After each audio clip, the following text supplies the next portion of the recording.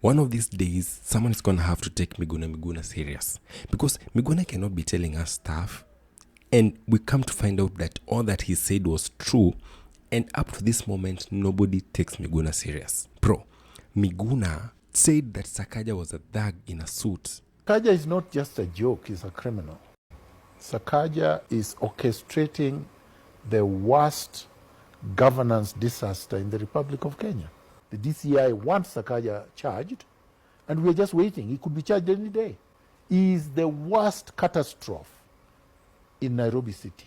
Tell me why nobody took Miguna serious, and now is the moment that we are realizing that Miguna was serious in what he was saying. Igwe! Gavana Igwe! Sakaja! Tumelinda jiji! Bro, kama umeona maandamano ya Tuesday, then you have no reason to doubt whatever Miguna said. Mimi Gavana Sakaja, today umeharibu kabisa. Umeloa your dignity kwa watu. Kabisa unadeploy watu wakuje kupigana na wale waandamanaji. We all saw the goons in Nairobi City carrying batons, carrying rungus, robbing people. Not only the Gen Z who were demonstrating, bro. They were robbing ordinary citizens.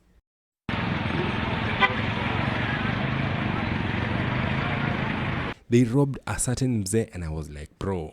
Huyu jamaa amevaa suti vizuri tu akitembea, alafu goons wanamuattack. Na goons, the same goons, wameibia madem kama venye mnaona hapa, mademu wawili simu. And for them later to pass by the city hall and to say Igwe to the governor, to tell him that they have successfully protected the city. Bro, like, it doesn't matter what you say, Mr. Governor. We now have you linked directly to these goons. Last week walinipata unawares. Warudi tena. Wajaribu tena. We will protect the city, the capital city. Wasijaribu. Yani, bro, we cannot have a country where government is going to bed with the goons, with the thugs.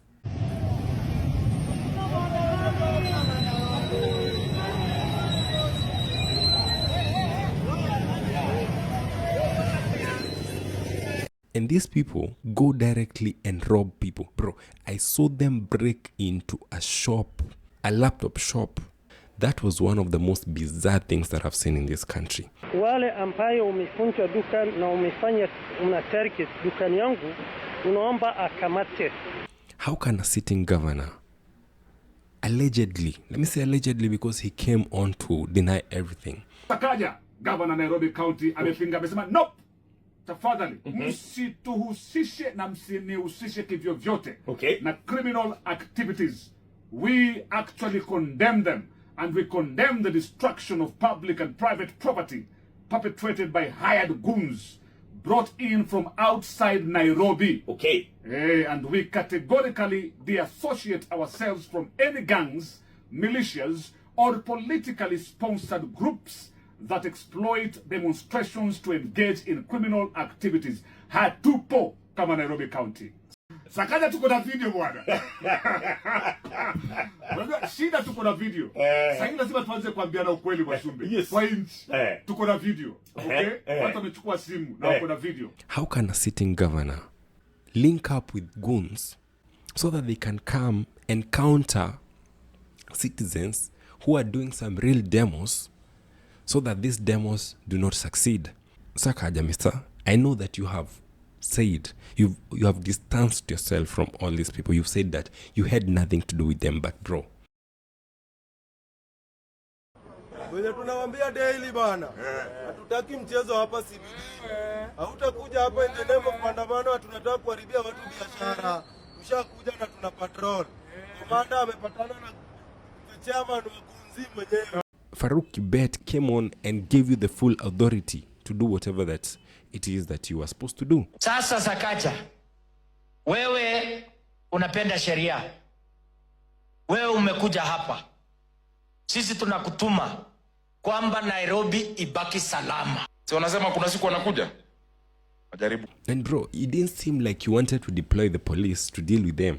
That is not what it looked like. So bro, forgive us for assuming and for linking you to these people. Seems you did not sign an NDA with them because after being paid, after doing the work, Igwe, Gavana Igwe, Sakaja, tumelinda jiji. Some people have said that we did not go to Haiti to help.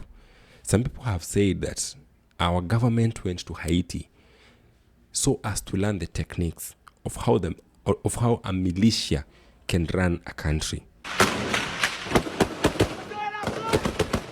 Gun battles rage on the street outside one of Haiti's biggest hospitals. Kenyan police here to help local forces take back the capital from the gangs. The first 400 officers from Nairobi quickly learning how volatile Port-au-Prince can be. These are people that are not recognized as law enforcement officers, but they are working side by side with police. We saw that. So, waandamanaji wanabeba vitambara, Ndio. wanabeba maji, wanabeba na inaitwa nini? Wanabeba na labda bendera za Kenya. Na dawa mswaki kujipaka usoni. Dawa mswaki kujipaka usoni. Hawa ambao ni genge goons wanakuja na marungu kabisa. Ndio. Na wanapita mbele ya polisi. Najiuliza, je, waandamanaji nao wakiamua kubeba silaha? Itakuwa ni bugdha kubwa sana, itakuwa ni maafa ambayo tutaona kitokea katika streets zetu. Na at the same time pia, hivi najiuliza pia, kwani polisi pako wakipatiwa zile directions, waliambiwa tunawaletea watu wawasaidie? Hawa watu pia nyinyi mwasaidie? Ama hii direction ilikuwa ni namna gani? Because there was a communication. Tunacheza na nchi sana. Yes. Tunacheza na nchi sana. Tunaleta mchezo mahali ambapo hakupaswi kuleta mchezo. Polisi hawafai kuruhusu wananchi kujiani. Hakuwezi kuwa na wananchi wamejiani wanapita mbele ya polisi. Haifai kuonekana namna hiyo. So anyway, we saw the police escort the goons. The citizen is left to protect themselves. We are on our own. Why do I say that? When you see the government abdicate authority to goons, we have to stand up and protect ourselves now. Power and authority is given by God. But this government has passed on their God-given authority to Mikora, thugs, and goons. They have given the authority to goons and stepped back to kill us from behind. I have seen that the people of Nairobi have started commissioning their MCAs to come out and impeach the governor. Naomba kwamba huyu Sakaja aidha ajuzulu ama MCAs wamwimpeach akuje kule Senate tumfute kazi. Hatuwezi kuwa na jangili ambaye anakaa kwa ofisi ya governor Nairobi. Nairobi ndio city mkuu katika sio tu Kenya, katika eneo hili la Afrika. Hatuwezi kutawaliwa na burukenge kama Sakaja. Clearly, the city of Nairobi is not in safe hands if the governor can go to bed with the thugs.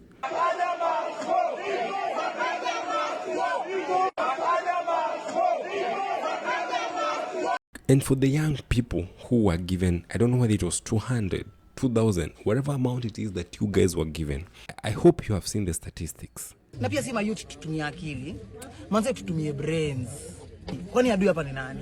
Ni sisi wenyewe tunapigana, si wenyewe kwa wenyewe ama iko hivi. Hakuna mwenye wapigwa jail ama punch ukamko streets kuchoma. Hasa unakamkua kanja, kazi yao ni kukaa tu parliament, kuminya na kujiongeza mamshande. Hakuna kitu wa makama kuona tukiwa kijamo. Yani ni hope yangu utokeloa Karen uingia hapa Karen.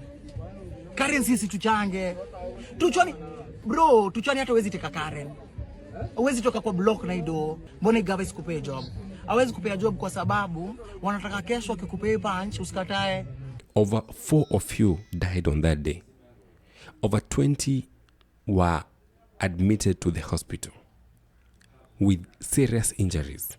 And your leader, Mr. Swale, seems to have surrendered because pale mtandaoni anapelekwa mbio ingine ya ajabu. Wakenya jo mmenikimbiza jo na matusi. Enye nilibani. Hata tunikubali kama binadamu nilibani. Na kubani kwangu wenyewe watu wangu. Mimi ni content creator tu.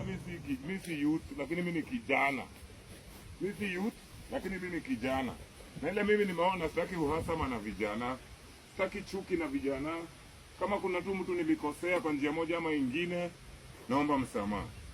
Na mimi ni content creator tu kama vile nyinyi pia ni ma content creators. Sina ubaya na mmoja wenyu. Niko chini ya magoti yangu. Kofia pia nimewatolea majenzi. Sina ubaya. Naomba tu kama kuna mtu nimemkosea, tafuteni tu mahali kwa roho zenu munisamee. Halafu tarehe 25 inshallah tutashirikiana na nyinyi.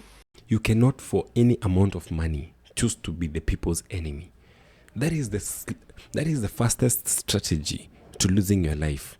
Bro, people are at a place where all they care about is gaining back their freedom. People are even calling 25th June their official Madaraka Day, the day that Kenya is going to attain self-rule. You have seen those videos on TikTok. You cannot afford to be on the side of the people who the citizen is considering to be their oppressors. As for Governor Sakaja, we know you are Ruto's guy. But Rigathi Gachagua said, if there's one person who can very easily throw you under the bus, is the one and the only William Ruto. Mimi ni mzee. Na mimi si mimi nilikuwa naibu wa William Ruto. Huyo jamaa kwa kuruka wewe ni one touch. Sakaja, what makes you think you are invisible? What makes you think you are very important to this government, that they will not themselves fund your impeachment? Very many people choose to go with the oppressor's side. It looks very enticing at first. But bro, I'm going to tell you for sure, we're headed to some place where being against the people is going to be dire. Because the power is slowly moving back to the people. And the people are realizing that they have the power. Bro, you do not want to be on the wrong side of history when it's been written. So Sakaja, I do not want to make a judgment whether you funded those people or not. The evidence is right here in the videos. People are going to decide. But if at all you did it, bro, it's time to turn back, bro. You're a young person. You're a young person. You're a millennial, bro. You do not even qualify to be a Gen X. You are a millennial, bro. You cannot be part of the people who are sabotaging the movement that's trying to get a better country for our people. Subscribe, guys.